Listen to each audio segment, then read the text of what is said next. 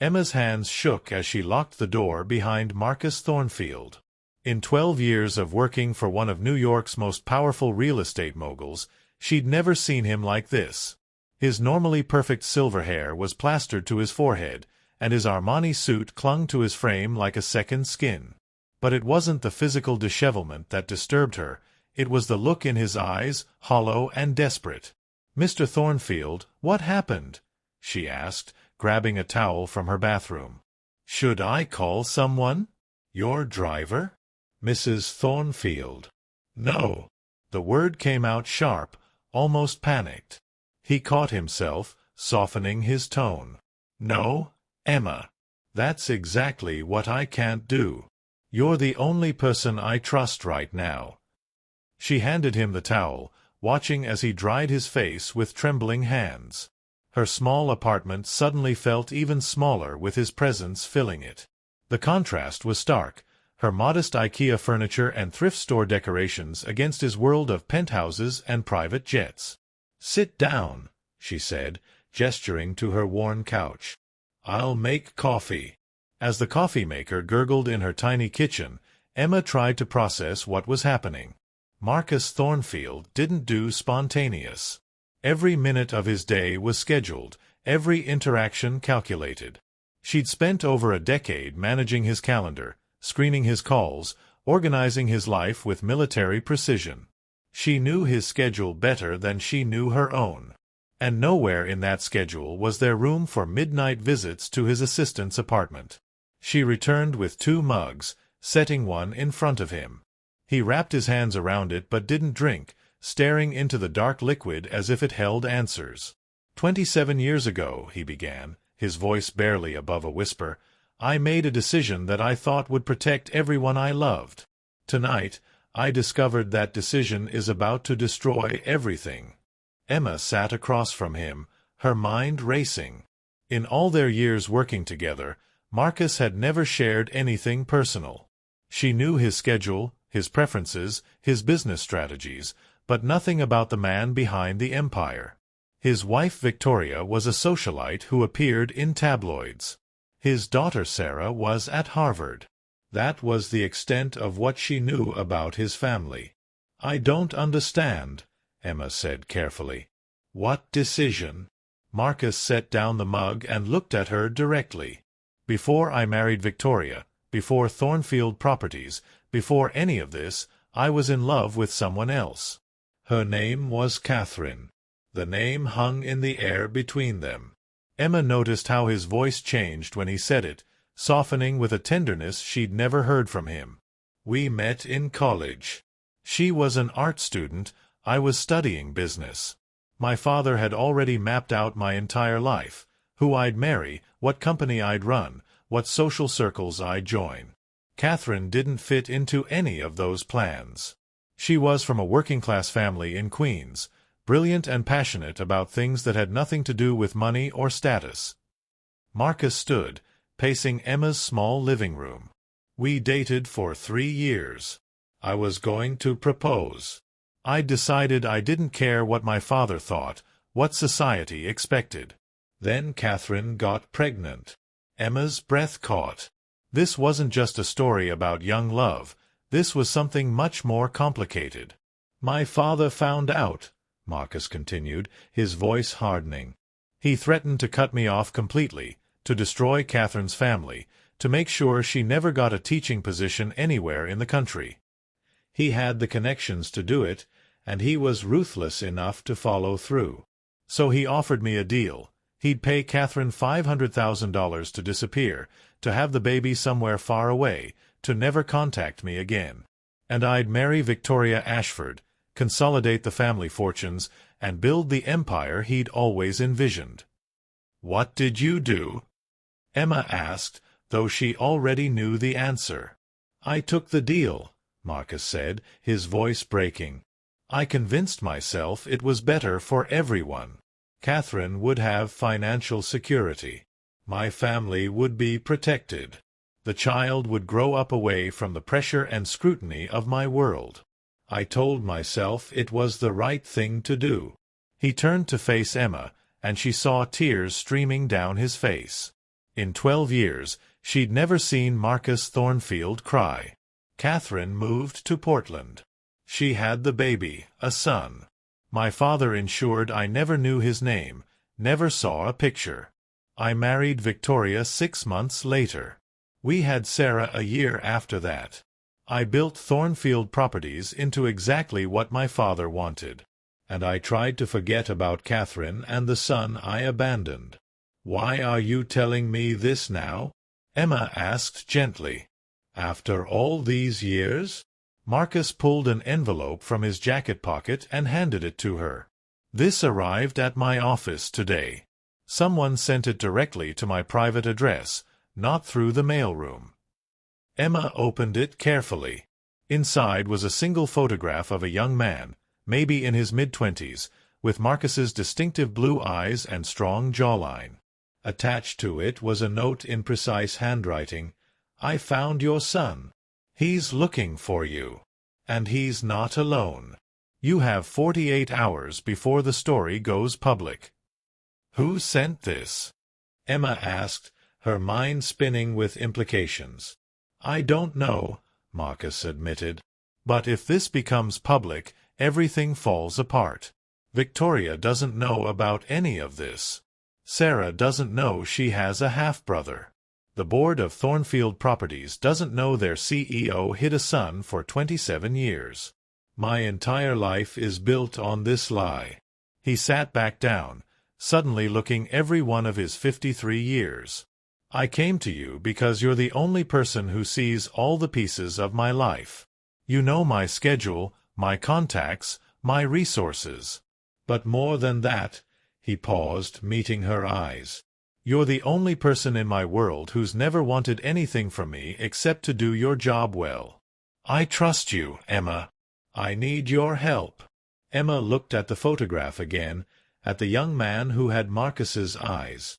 She thought about all the years she'd spent in the background of his life, organizing, facilitating, making sure everything ran smoothly. She'd always known there were parts of his world she'd never see, secrets that weren't hers to know. But now one of those secrets was staring up at her from a photograph, and she was being asked to help protect or maybe even expose it. What do you want me to do? She asked quietly. Marcus leaned forward, his expression desperate but determined. I want to find my son before whoever sent this uses him to destroy everything. But more than that, his voice cracked again. I want to meet him. For the first time in 27 years, I want to tell him I'm sorry. Outside, the storm continued to rage, lightning illuminating Emma's small apartment in harsh flashes. She looked at her boss, at this powerful man reduced to tears in her living room, and realized that the next 48 hours would change both of their lives in ways they couldn't yet imagine. The storm had been raging over Manhattan for 3 hours when Marcus Thornfield appeared at Emma's door, soaking wet and trembling. This was the man who owned half of Fifth Avenue, who had never shown weakness in the 12 years she'd worked as his executive assistant. Yet here he stood at 11 p.m. on a Friday, water dripping from his tailored suit, his usually commanding blue eyes filled with something she'd never seen before, fear. "Close the door," he whispered, his voice barely audible over the thunder. "Please, Emma. Close it and don't let anyone know I'm here." She hesitated only a moment before pulling him inside her modest Brooklyn apartment. Whatever had brought Marcus Thornfield to her doorstep on this violent October night, whatever secret had finally cracked his impenetrable armor, she was about to discover that some truths can destroy everything you thought you knew about the people you work for, and about yourself. Before we dive into this incredible story, I want to share something fascinating. Over 97% of people watching right now aren't subscribed to the channel. If you're enjoying these real-life stories that make you think about choices, consequences, and second chances, hitting that subscribe button takes just a second and helps us bring you more stories like this one. And hey, if this story resonates with you, I genuinely love to hear your thoughts in the comments. Now, let's find out what brought Marcus to Emma's door that stormy night. By sunrise, Emma had transformed her dining table into a command center. Her laptop displayed multiple browser windows, social media searches, public records databases, University Registries. Marcus sat beside her, his usual commanding presence replaced by nervous energy as he watched her work. Catherine's full name was Catherine Marie Rossi, he said, typing the name into a search field. She was from Queens. Her father owned a small Italian restaurant in Astoria. Emma's fingers flew across the keyboard. Within minutes, she'd found obituaries. Her father passed away 8 years ago. The restaurant closed. No mention of Catherine or any children in the obituary. She wanted to teach art history, Marcus added, his voice distant with memory. That was her dream. Emma adjusted her search parameters, focusing on art teachers and gallery workers in Portland. After 20 minutes of scrolling, she found a LinkedIn profile. Catherine Rossi Bennett, high school art teacher, Roosevelt High School, Portland, Oregon. The profile picture showed a woman in her early 50s with kind eyes and graying dark hair. That's her, Marcus breathed, leaning closer to the screen. She's still teaching. She married someone named Bennett. Emma clicked through to find more information. Catherine's husband, James Bennett, was a contractor who owned a small construction company. They'd been married for 18 years. No children listed on his social media profiles. If your son is 27, he would have been 9 when she remarried, Emma calculated. He might have taken Bennett's name. She started cross-referencing birth records from Portland around the right time period with the surname Bennett. It was tedious work, but Marcus's resources helped. He'd given her access to databases that most people couldn't reach. Here, Emma said, pulling up a record. Male child, born April 15, 1998, in Portland. Original birth certificate lists mother as Catherine Marie Rossi, father unknown. Amended certificate from 2007 shows adoption by James Arthur Bennett. Child's name, Daniel James Bennett. Marcus stared at the screen, his hand trembling as he reached toward it but didn't quite touch the monitor. Daniel, he whispered. His name is Daniel.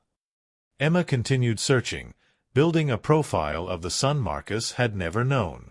Daniel Bennett had graduated from Portland State University with a degree in journalism 3 years ago.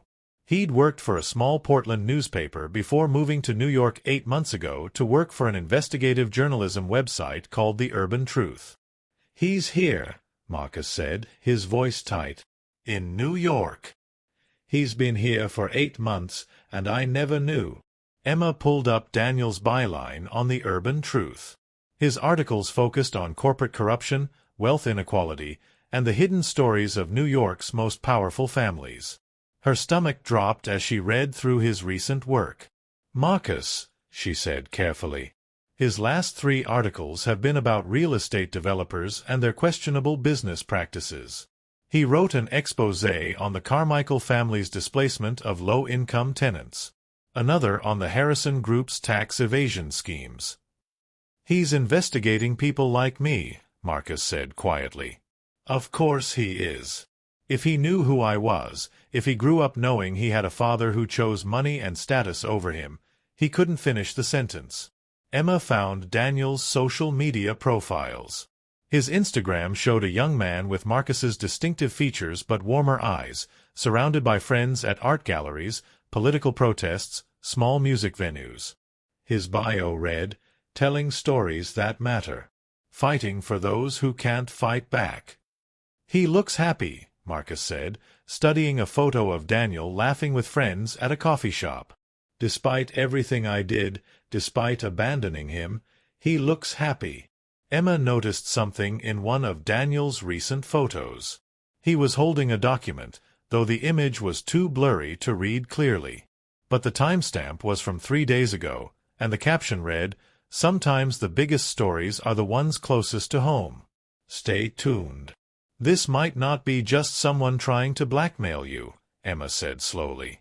What if Daniel found out who his father is? What if he's planning to write about it? Marcus's face went pale.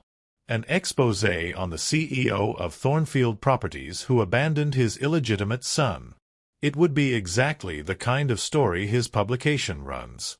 It would destroy me professionally and personally. But someone else sent you that photograph and note, Emma pointed out. If Daniel wanted to expose you, why would someone warn you first? They sat in silence, considering possibilities. Finally, Marcus spoke. We need to find him. Today. I need to talk to him before this goes any further. Emma pulled up the Urban Truth's office address in Lower Manhattan. I can call and try to set up a meeting. What reason would you give? The truth, Marcus said firmly. Or at least part of it. Tell them Marcus Thornfield wants to discuss an important personal matter with Daniel Bennett. Don't mention what it's about, but make it clear I'm willing to come to their office, on their terms. Emma made the call while Marcus paced her apartment. The receptionist at the Urban Truth was skeptical at first. Wealthy CEOs didn't typically request meetings with junior investigative reporters. But when Emma emphasized that it was Marcus Thornfield personally asking to meet, the tone changed. After a brief hold, the receptionist returned to say that Daniel could meet with Mr. Thornfield at 2 p.m. that afternoon in a coffee shop near their office. After Emma hung up, Marcus sank onto her couch, looking simultaneously relieved and terrified. "What do I say to him?" he asked. "How do you apologize for 27 years? "You start with the truth," Emma said gently. "You tell him why you're here, what you've carried all these years, and what you want now." Marcus nodded, but she could see the weight of the upcoming meeting pressing down on him. "Will you come with me?" he asked suddenly. "To meet Daniel? I don't think I can face him alone." Emma hesitated. This was far beyond her job description, far beyond the professional boundaries she'd maintained for 12 years. But looking at Marcus's frightened, hopeful face, she couldn't refuse. "Of course," she said. "But Marcus, you need to prepare yourself. He might not want anything to do with you. He might be angry. He has every right to be." "I know," Marcus said quietly. "But at least I'll finally meet my son." The coffee shop was a small, deliberately unpretentious place in Tribeca. Exposed brick walls, mismatched furniture, indie music playing softly in the background. The kind of place where powerful men like Marcus Thornfield didn't typically spend time. They arrived 10 minutes early and chose a corner table. Marcus ordered a black coffee he wouldn't drink. Emma got tea and tried to project calm, even though her heart was racing. At exactly 2 p.m., the door opened. A young man walked in, and there was no mistaking who he was. Daniel Bennett had Marcus's height, his sharp jawline, his distinctive blue eyes. But where Marcus carried himself with controlled authority, Daniel moved with a looser confidence, comfortable in jeans and a worn leather jacket. He scanned the room, spotted them, and Emma saw recognition flash across his face. He knew exactly who Marcus was. He'd known before he agreed to this meeting. Daniel walked over to their table, his expression carefully neutral. When he spoke, his voice was steady but carried an edge Emma couldn't quite identify. "Mr. Thornfield," he said, not extending his hand. "I wondered how long it would take you to find me." Marcus stood slowly, and for a long moment father and son simply stared at each other across a distance that represented 27 years of absence. "Hello, Daniel," Marcus said, his voice breaking on the name. "I know who you are," Daniel interrupted, his eyes hardening. "The question is, do you know who I am? Or am I just a problem you need to manage before I become a headline?" The coffee shop seemed to fade away, leaving only the two men standing across from each other, a father and son meeting for the first time, separated by choices made before Daniel was even born. "Please," Marcus said, gesturing to the chair. "Sit down. Let me explain." Daniel remained standing for a long moment, studying Marcus with the analytical gaze of an investigative journalist. Finally, he pulled out the chair and sat, his body language defensive, arms crossed. Emma started to rise. "I can give you privacy." "No," both men said simultaneously. then looked at each other, surprised by the shared instinct. "Stay," Marcus added, his voice softer. "Emma's the only person who knows the whole story. And Daniel," he turned back to his son, "she's the only person I trust completely." Daniel's eyes flicked to Emma, assessing. "Emma Chen," he said, "executive assistant to Marcus Thornfield for 12 years. You run his life. I did my research." "Then you know I'm good at keeping secrets," Emma replied calmly. "But I'm here as a friend today, not an assistant." Something in Daniel's expression softened slightly. He turned back to Marcus. "You said you wanted to explain." "I'm listening." Marcus took a breath, and Emma watched him struggle to find words. She'd seen him negotiate billion-dollar deals without hesitation, but this conversation seemed to strip away all his usual confidence. "I was 22 when your mother got pregnant," Marcus began. "We were in love. I wanted to marry her, build a life together. But my father, he had different plans. He threatened Catherine, threatened her family. He offered money for her to disappear, and his voice broke. I let her go. I told myself it was to protect her, to give you a better life without the pressure of my world. But the truth is, I was a coward. I chose my father's approval and the family business over you and your mother." Daniel's jaw tightened. "She never spoke badly about you. My whole life, whenever I asked about my father, she'd say you were a good man who faced an impossible choice. She protected you, even after what you did." "Catherine married someone else," Marcus said. "James Bennett." "My real father," Daniel said firmly. "The man who raised me, taught me to ride a bike, came to every school play, worked 2 jobs to pay for my college. James Bennett is my father in every way that matters." The words hit Marcus visibly, but he nodded. "He sounds like a good man. Better than I was." "He is," Daniel said. "He adopted me when I was 9. Gave me his name, his love, everything you didn't." He leaned forward. "So why now? Why reach out after 27 years? Is it because I moved to New York? Because I work in investigative journalism and you're worried about what I might write?" "No," Marcus said firmly. "I didn't even know you were in New York until 12 hours ago. I came to find you because someone sent me this." He slid the photograph and note across the table. Daniel looked at them, and Emma saw something flicker across his face. Surprise, then understanding, then concern. "I didn't send this," Daniel said.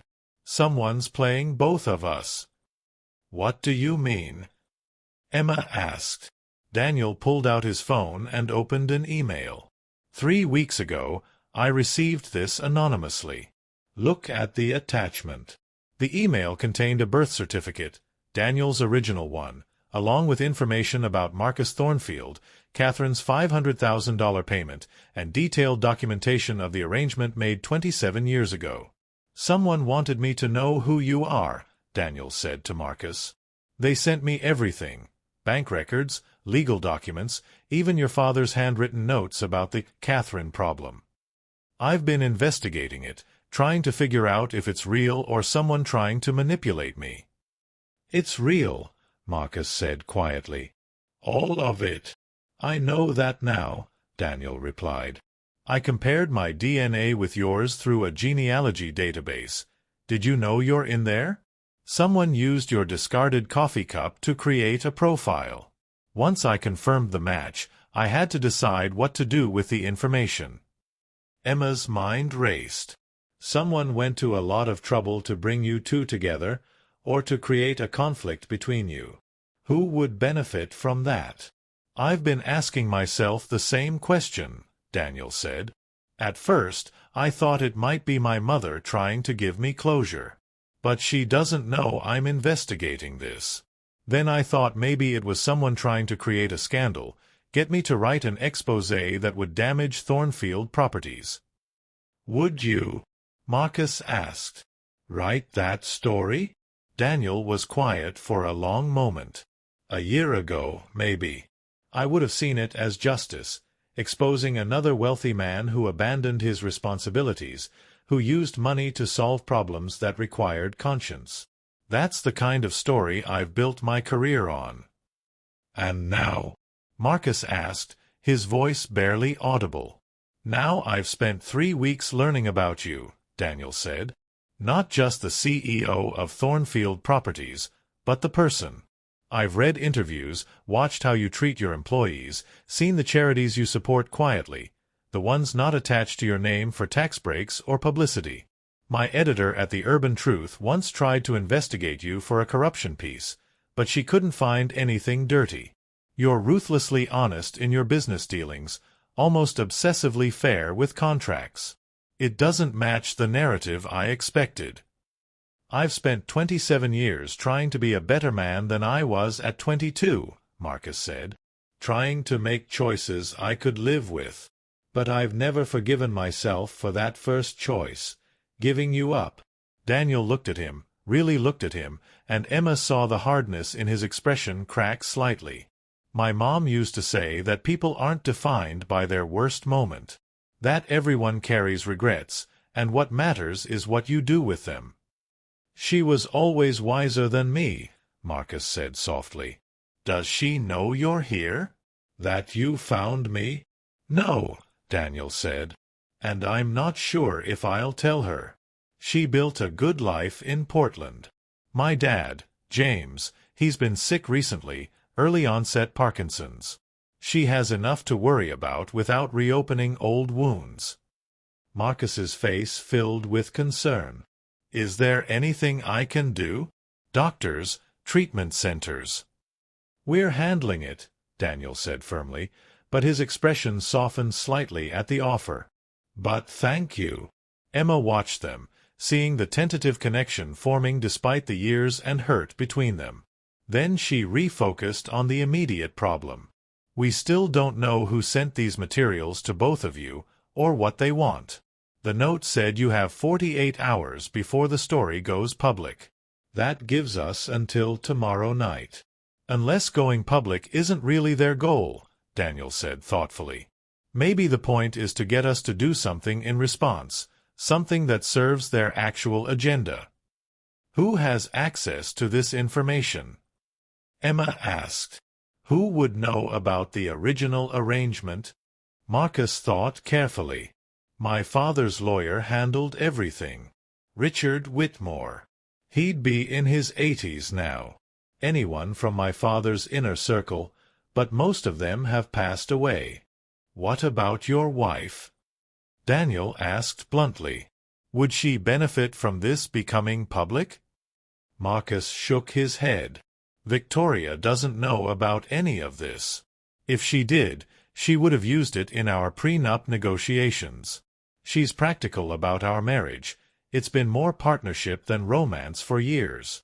But she values her social standing. A scandal would hurt her as much as me. Your daughter, Emma suggested carefully. Sarah's at Harvard, Marcus said. She has no reason to. He stopped, his expression changing. Wait.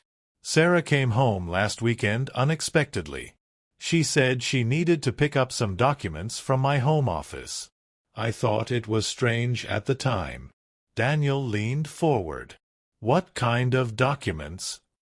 She said they were for a paper she was writing on corporate legacy and family business. I let her access some of my father's old files. They're mostly historical, about how Thornfield Properties was founded. Emma and Daniel exchanged glances. If your father's lawyer kept detailed records, Emma said slowly, and if those records were in the files. Sarah could have found them, Marcus finished, his face going pale. But why would she do this? What could she possibly gain? Daniel pulled out his phone again, scrolling through something. Does your daughter have any connection to the Urban Truth? Any reason she'd want to create a story about you? She's studying business ethics at Harvard, Marcus said. She's always been passionate about accountability and corporate responsibility. We've had arguments about some of my business decisions, but I never thought—" He couldn't finish. "I need to make a call," Daniel said, standing abruptly. He walked to the corner of the coffee shop, phone to his ear. Marcus looked at Emma, devastated. "If Cierra is behind this, if my own daughter wants to expose me—" "We don't know that yet," Emma said firmly. "Let's not jump to conclusions." Daniel returned, his expression grave. "I just spoke with my editor. A woman came to our office last week trying to pitch a story about Marcus Thornfield's secret son. She had documentation, photographs, the whole package. My editor turned her down, said the woman seemed more interested in causing damage than exposing truth. The woman's name was Cierra Thornfield." Marcus closed his eyes, and Emma saw tears slip down his cheeks. "Why?" he whispered. "Why would she do this?" "Maybe," Daniel said carefully, "we should ask her." Cierra Thornfield sat in the lobby of her father's office building, surprised when the receptionist told her Marcus had requested she meet him at an unfamiliar address in Tribeca.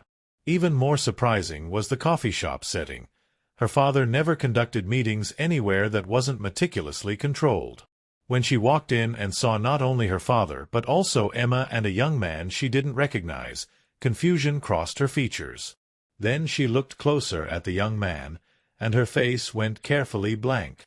"Hello, Cierra," Marcus said quietly.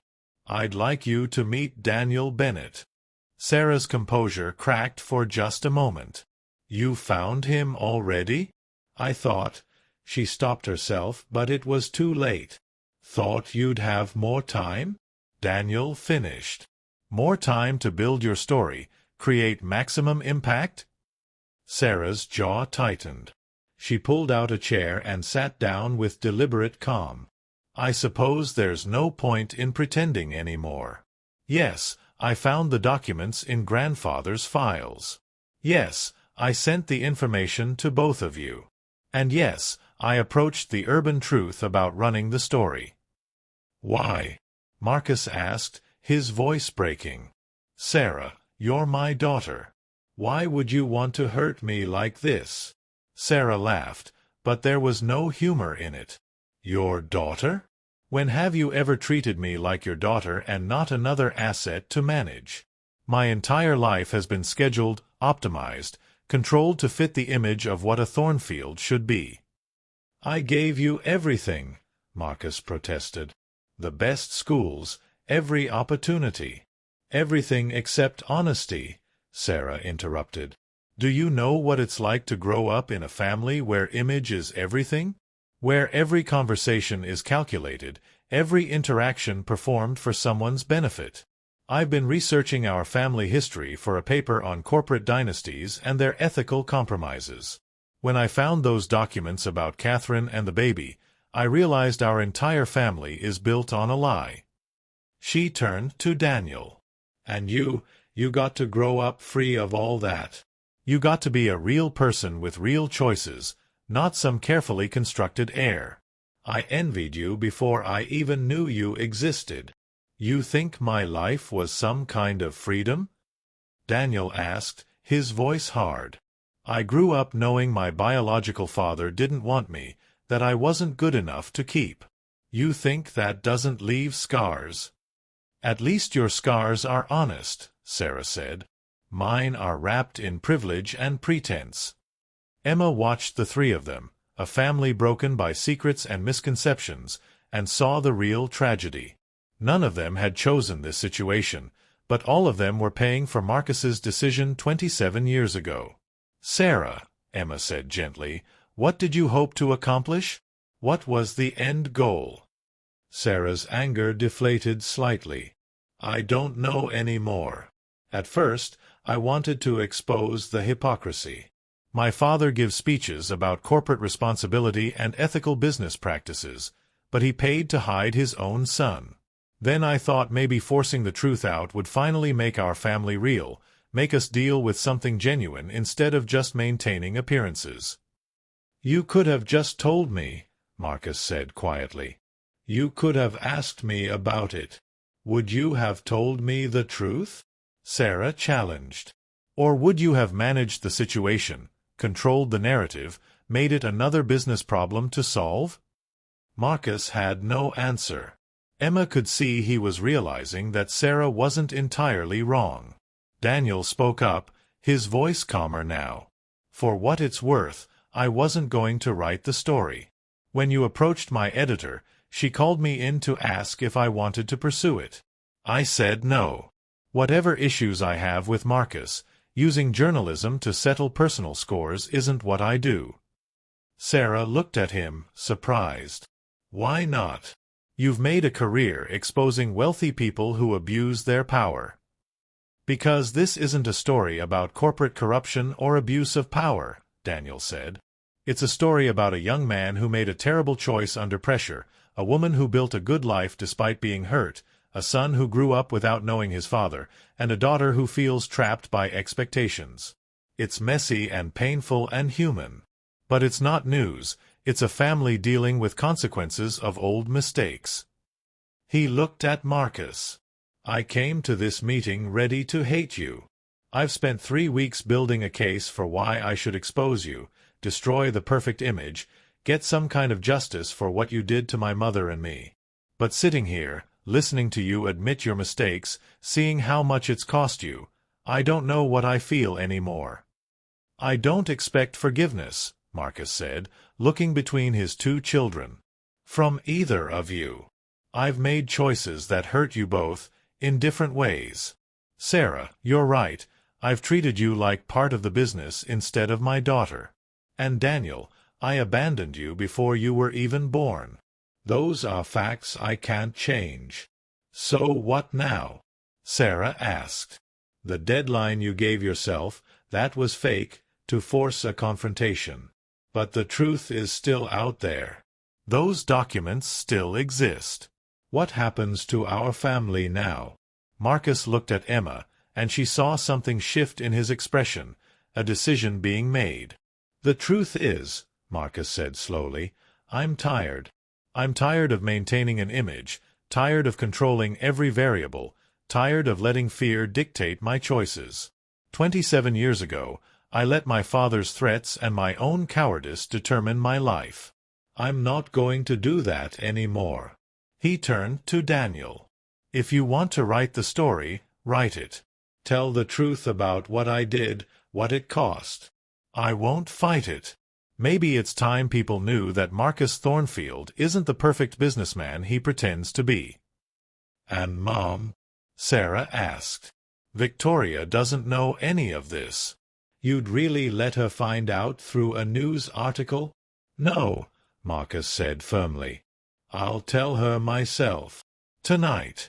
She deserves to hear it from me, not read about it in the press.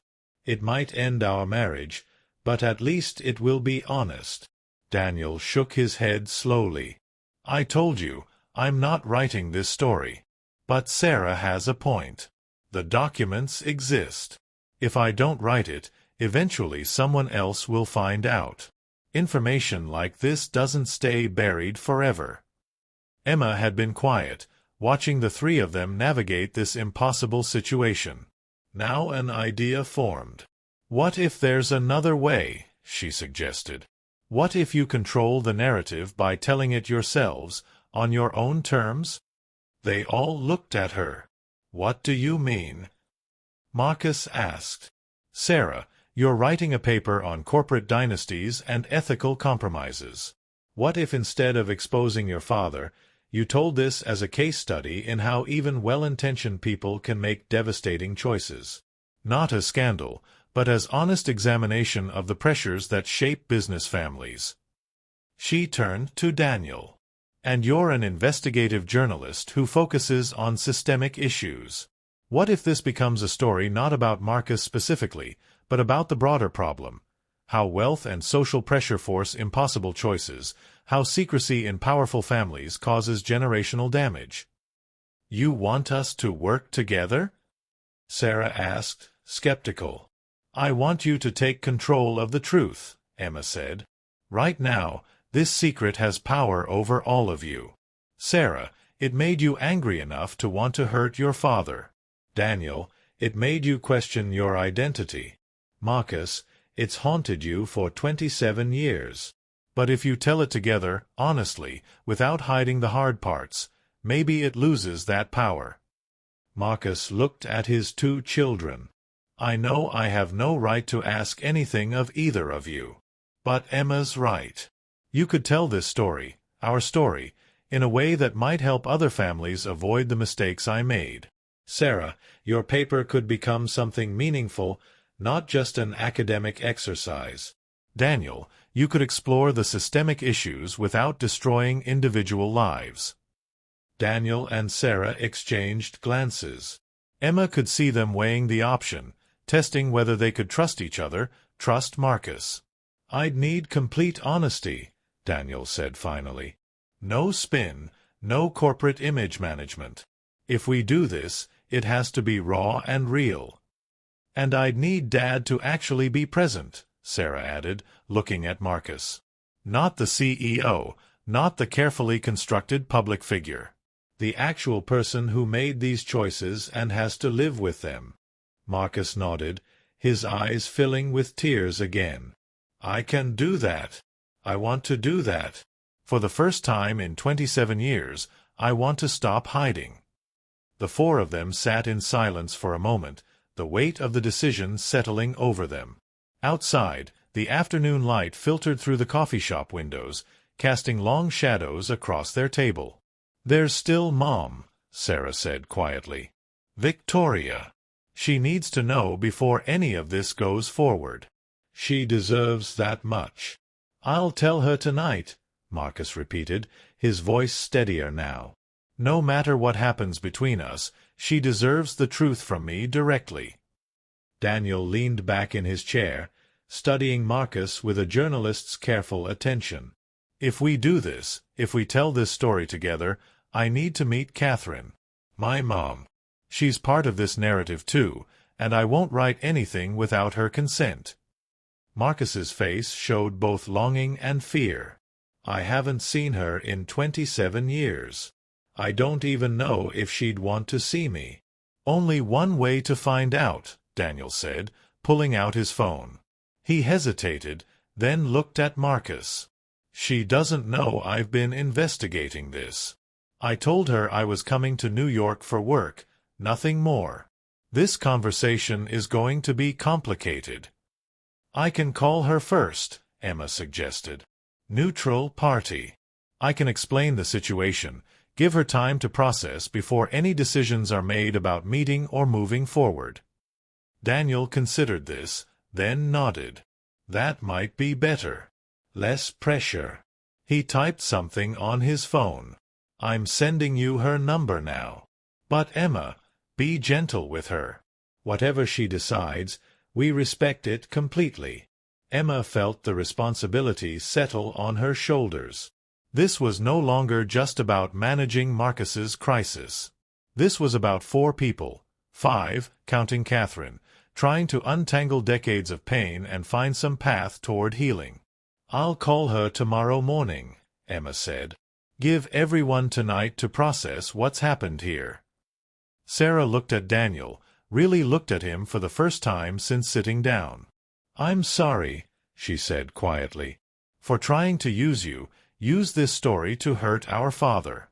That wasn't fair to you. You were hurting, Daniel said simply.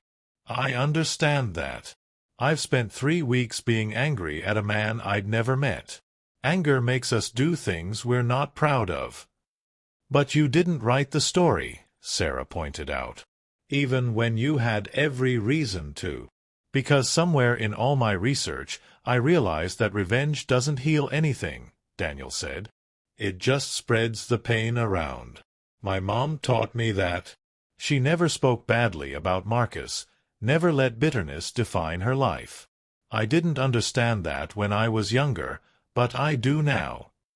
Marcus listened to his son speak about Catherine with such obvious love and respect, and Emma saw the regret carved into every line of his face. He'd missed 27 years of this young man's life, missed watching him grow into someone thoughtful and principled. I need to ask, Marcus said, his voice hesitant. "James Bennet, your father, does he know about me? About any of this?" Daniel shook his head. "Mom told him she'd had a relationship before they met, that I was from that relationship.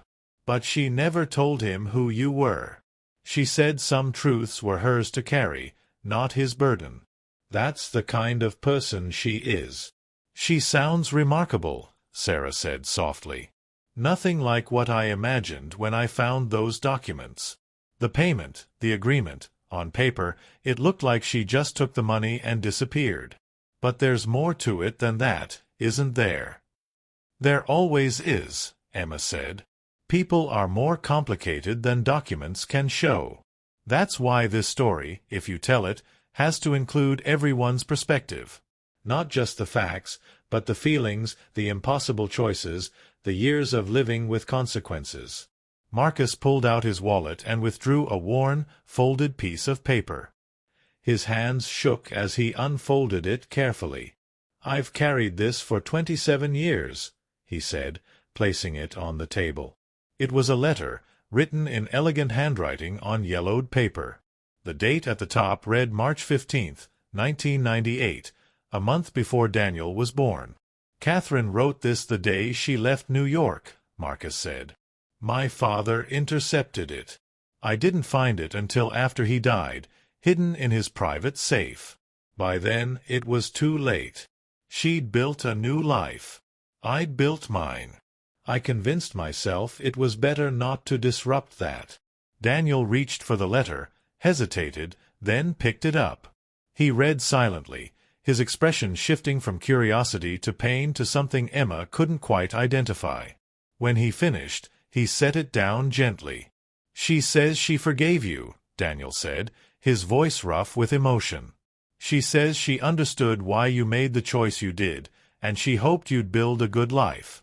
She asks you not to carry guilt, to remember the love you shared and let that be enough." Cierra leaned over to read the letter, tears streaming down her face. "She loved you," she whispered to Marcus. "Really loved you. This isn't just some woman who took money and ran. This is someone who sacrificed her own feelings to protect you from your father's threats." "I know," Marcus said, his voice breaking completely now. "I've known since I found that letter 15 years ago. But I was too much of a coward to do anything about it. I told myself she was happy, that I'd only cause pain by reaching out. But really, I was afraid.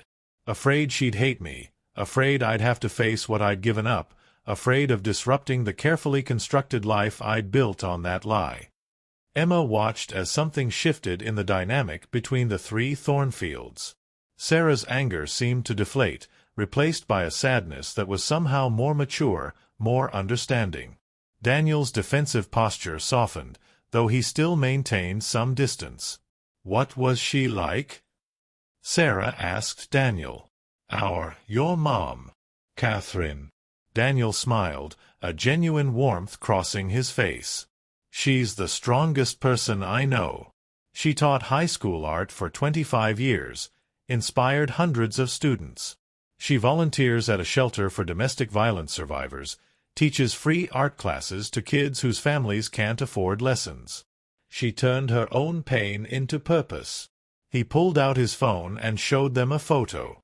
Catherine stood in a sun-filled classroom, surrounded by teenagers holding up paintings.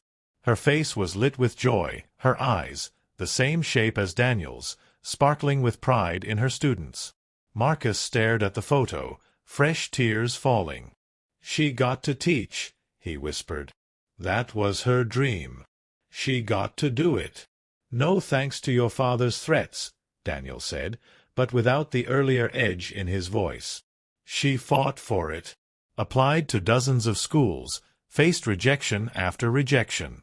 Finally, a principal in Portland gave her a chance. She worked twice as hard as anyone else to prove she deserved to be there." "She always was determined," Marcus said softly, lost in memory. "When we were in college, she'd spend hours in the studio, perfecting every brushstroke. She saw beauty in everything, broken things, overlooked things. She taught me to see it too, before I forgot how. The coffee shop around them had grown quieter as afternoon shifted toward evening. The barista behind the counter was wiping down tables, glancing occasionally at their intense conversation in the corner. Emma checked her watch. "It's almost 5. Marcus, you said you'd talk to Victoria tonight. You should probably prepare for that conversation." Marcus nodded reluctantly, not wanting to leave this moment, this fragile connection he'd formed with his children. "What happens next?" he asked. "After I tell Victoria, after Emma calls Catherine, what's the next step?" "We wait," Daniel said. "We see how Catherine responds, how Victoria reacts. Then we decide together, all of us, whether telling this story is the right thing to do." "And if Catherine says no?" Sarah asked. "If she doesn't want any of this to become public?" "Then we respect that," Daniel said firmly. "This isn't just our story to tell. She's lived with this longer than any of us.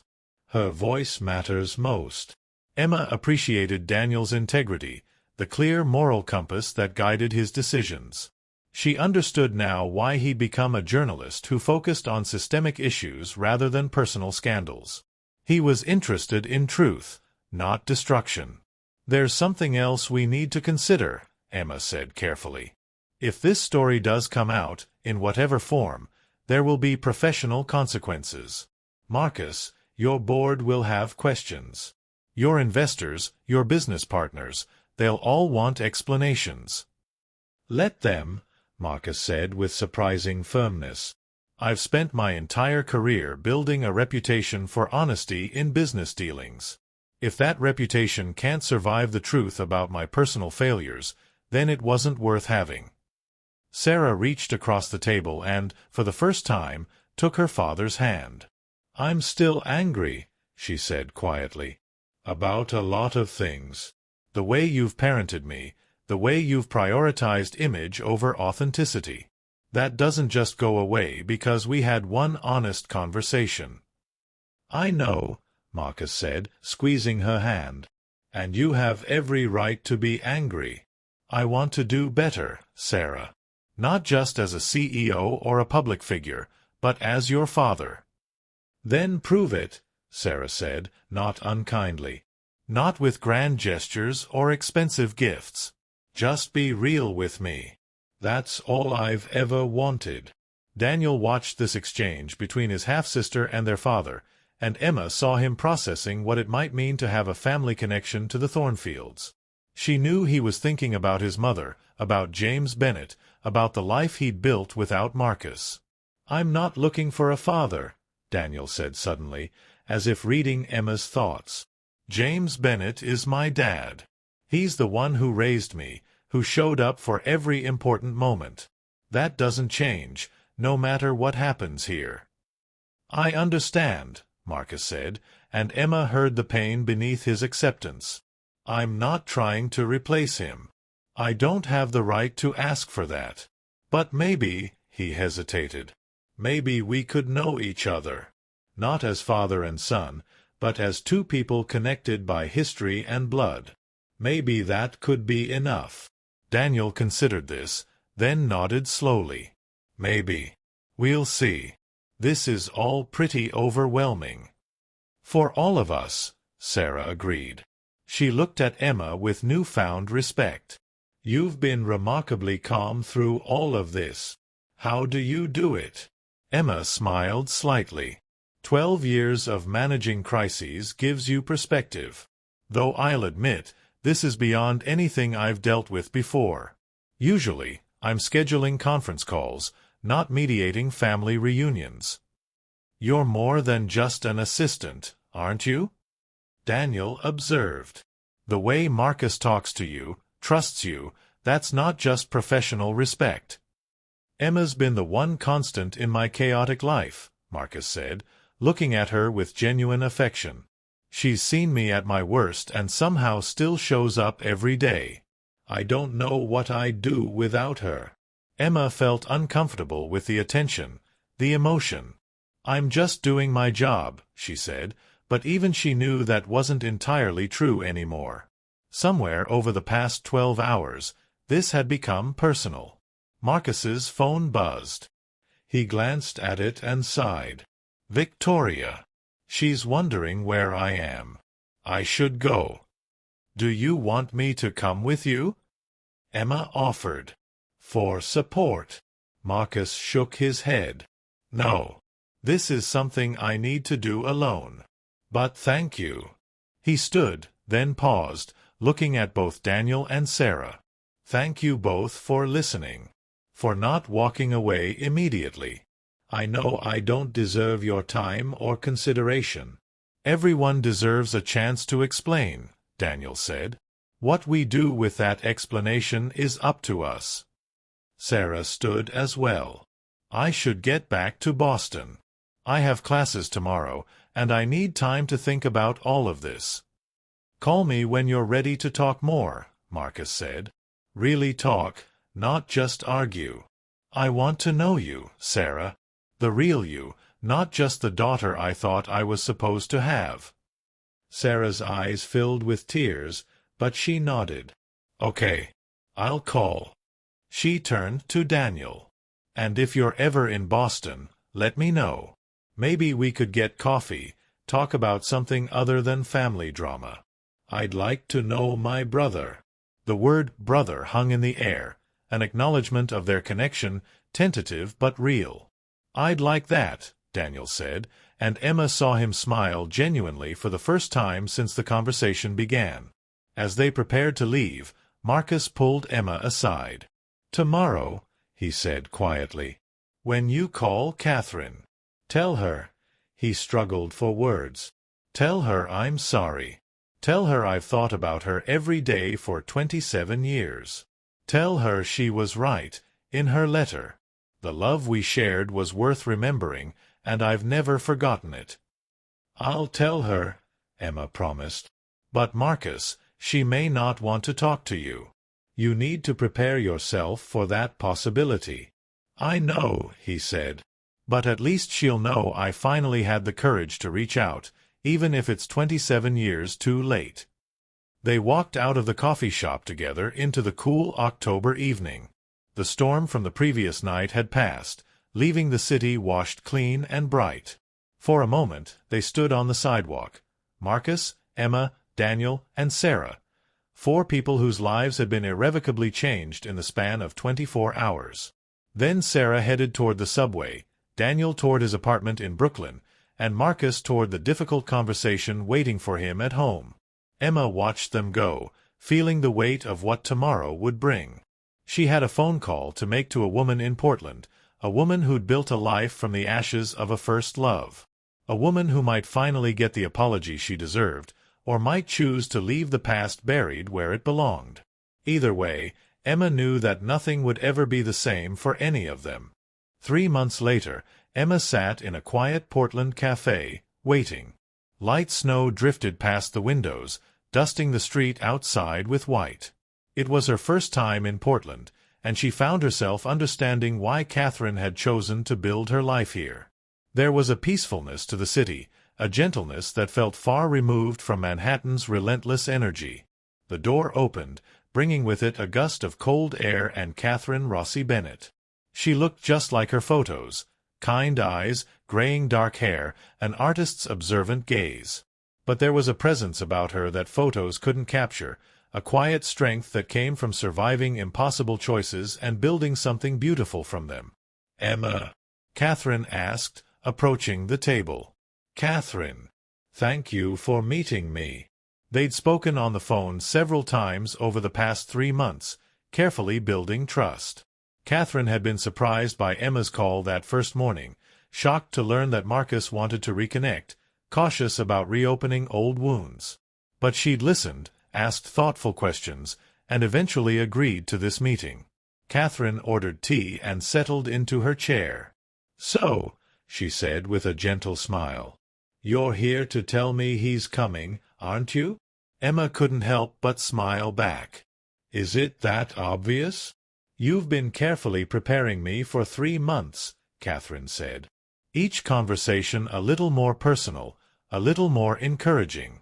"You're good at your job, Emma. But I could feel where this was heading." "Are you angry?" Emma asked. "That I've been managing this process?" "No," Catherine said thoughtfully. "I'm grateful, actually. If Marcus had shown up unannounced or called directly, I might have panicked and refused to engage. You gave me time to process, to decide what I wanted. That was a gift." "He's staying at a hotel downtown," Emma said. "He flew in this morning. He won't come unless you agree to see him. No pressure, no expectations. He just wants to apologize in person, if you'll allow it." Catherine looked out the window at the falling snow. "I saw the article," she said quietly. "The one Daniel and Cierra wrote together. The Hidden Cost of Dynasty, One Family's Journey from Secrecy to Truth." It was beautiful, honest and painful and hopeful all at once.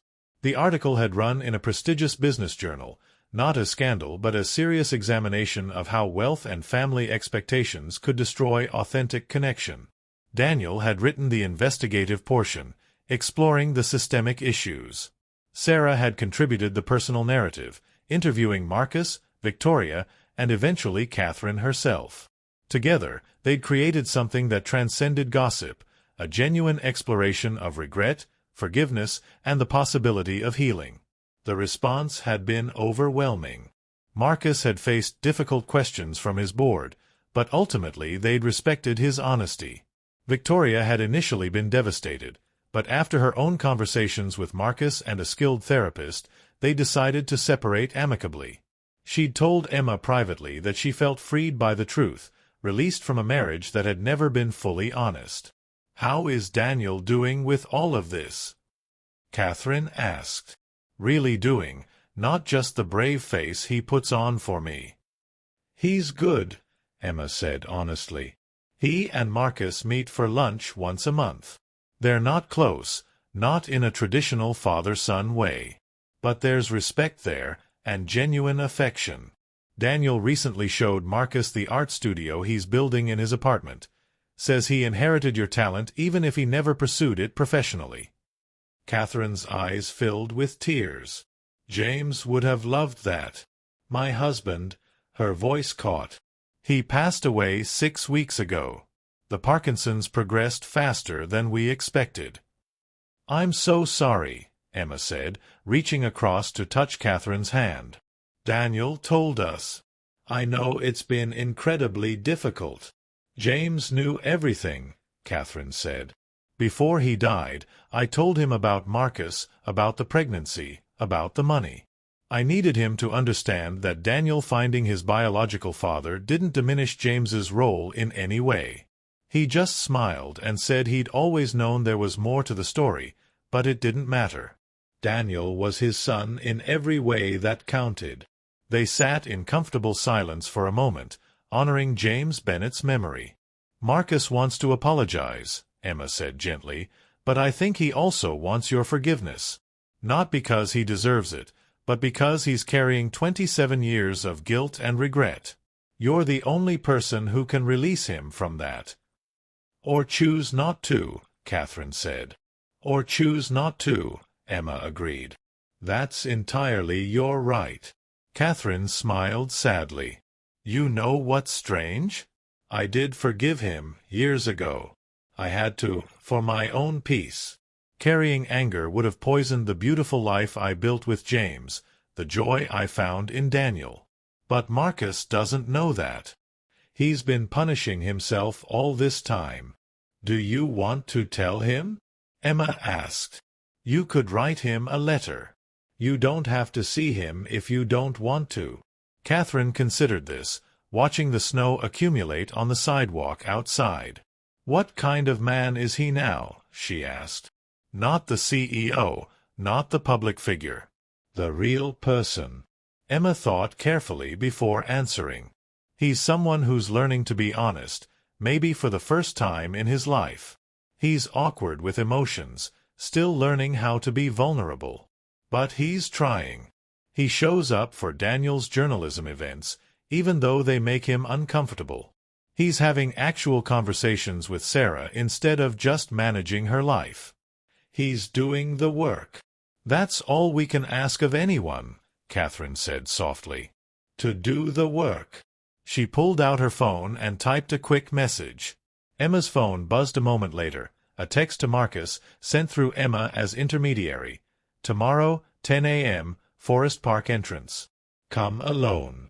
Emma looked up at Catherine, surprised. I'm not ready for a cozy cafe reunion, Catherine explained. But a walk in the park, neutral territory, space to move if emotions get too intense, that I can do. Tell him to dress warm. It'll be cold. I'll tell him, Emma promised. And Catherine, thank you for giving him this chance. I'm not doing it for him, Catherine said with quiet honesty. I'm doing it for Daniel. He needs to see that people can face their past, acknowledge their mistakes, and find some measure of peace. And maybe I need that too.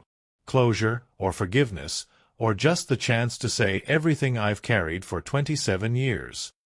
They finished their tea, and Catherine gathered her coat to leave. At the door, she paused and turned back to Emma. Will you be there? She asked. Tomorrow, I mean. Not at the meeting, but somewhere nearby? I might need someone to process with afterward. Of course, Emma said. I'll be at that cafe on the corner, the one you mentioned. Whenever you're ready.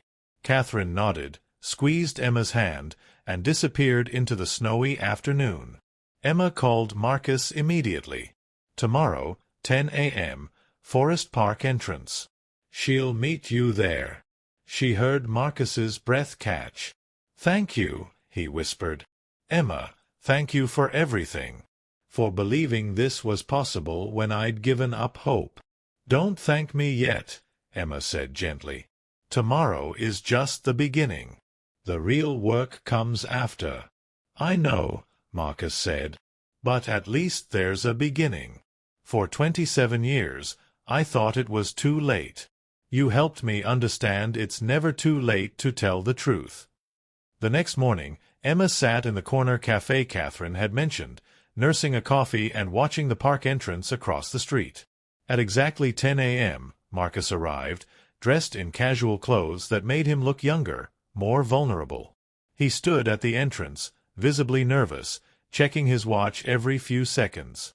Then Catherine appeared, walking up the path from the opposite direction. Emma watched as they saw each other, how they both stopped, frozen by the weight of 27 years and all the words left unsaid. Finally, Marcus took a step forward. Then Catherine did. They met in the middle of the path, and Emma saw Marcus say something that made Catherine's shoulders shake with what might have been laughter or tears or both. They began to walk, slowly, leaving footprints in the fresh snow. Emma couldn't hear their conversation, couldn't see their faces clearly from this distance.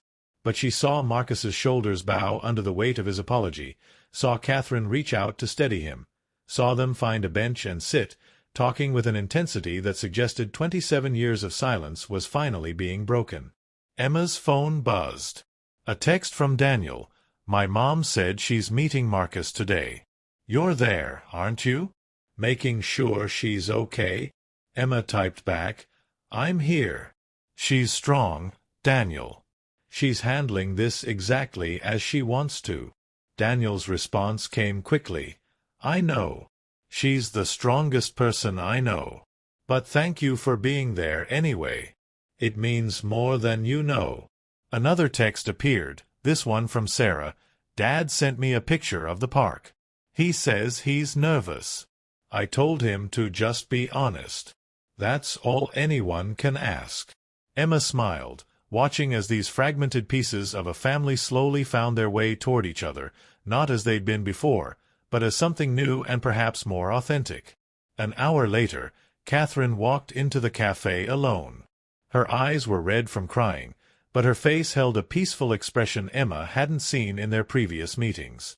Well? Emma asked gently. Catherine sat down heavily. It was hard, she said. Harder than I expected.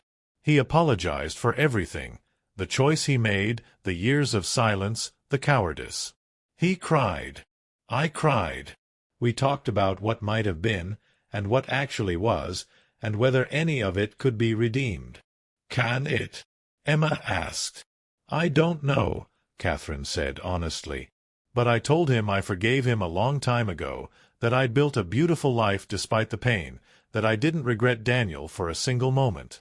I told him about James, about the man who truly was a father to our son.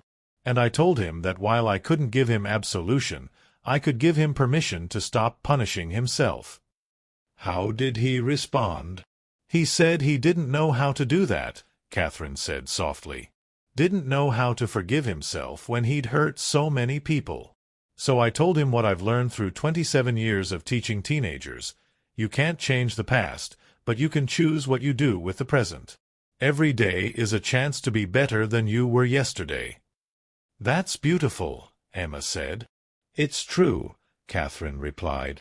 Marcus made a terrible choice at 22. But he's not that scared young man anymore. He's someone who's trying to do better, even when it's uncomfortable and painful.